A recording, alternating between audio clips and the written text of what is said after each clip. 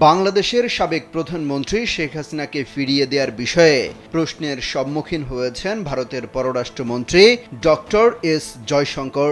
জার্মানির বার্লিনে এক সংবাদ সম্মেলনে তাকে এ নিয়ে প্রশ্ন করা হয়। দ্য ইকোনমিক টাইমসের বুধবারের এক প্রতিবেদনে তথ্যটি জানা গেছে।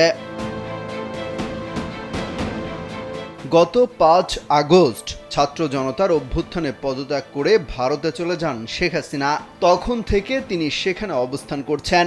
এদিকে বাংলাদেশে ছাত্র জনতা হত্যা সহ বিভিন্ন অভিযোগে শেখ হাসিনার বিরুদ্ধে শতাধিক মামলা হয়েছে।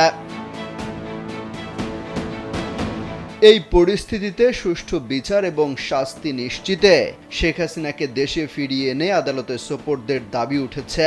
স্যান্ডেলিনা সো, রূপচর্চায় আভিজাত্য। সংবাদ মাধ্যমে প্রকাশিত প্রতিবেদনের উদ্ধৃতি টেনে এই বিষয়ে ভারতের অবস্থান জানতে চাওয়া হয়। জবাবে জয়শঙ্কর স্পষ্ট তথ্য না দিয়ে সাংবাদিককে থামিয়ে দেন। তিনি বলেন, বাংলাদেশে সরকার পরিবর্তন হয়েছে, ভারত অন্তর্বর্তী সরকারের সঙ্গে যোগাযোগ রাখছে, কূটনৈতিক চ্যানেলে কাজ করার কথাও বলেছেন তিনি। কোন মিডিয়ায় কি রিপোর্ট ছাপা হলো তার ভিত্তিতে কাজ করা জরুরি নয় বলেও জানান ভারতের পররাষ্ট্রমন্ত্রী।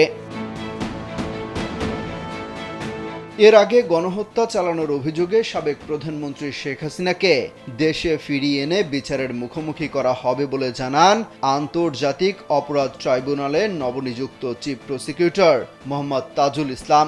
এছাড়া সরকারে এবং সরকারের বাইরে থাকা বিভিন্ন জন শেখ হাসিনাকে ভারত থেকে ফিরিয়ে আনার বিষয়ে মন্তব্য করছেন। চিফ প্রসিকিউটর সাংবাদিকদের বলেন, সম্ভাব্য প্রধান অপরাধী দেশ থেকে পালিয়েছেন, তাকে দেশে ফিরিয়ে আনার জন্য আইনি প্রক্রিয়া শুরু করা হবে।